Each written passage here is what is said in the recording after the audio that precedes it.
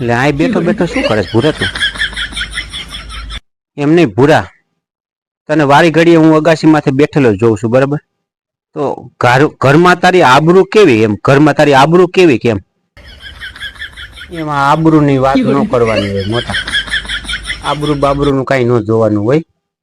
ઘરમાં આપણને ખાલી 2 ટાઈમ રોટલા મળી જાય ને તોય ઘણું છે, બીજું કઈ જોવાનું ન હોય. તારી વાત છે ને પૂરા મને ગળે ઉતરતી નથી. આપણે મળદ છે, મળદ. આપણી કાંઈક ઘરની અંદર આબરૂ હોવી જોઈએ, આપણી કાંઈક ઈજ્જત હોવી જોઈએ.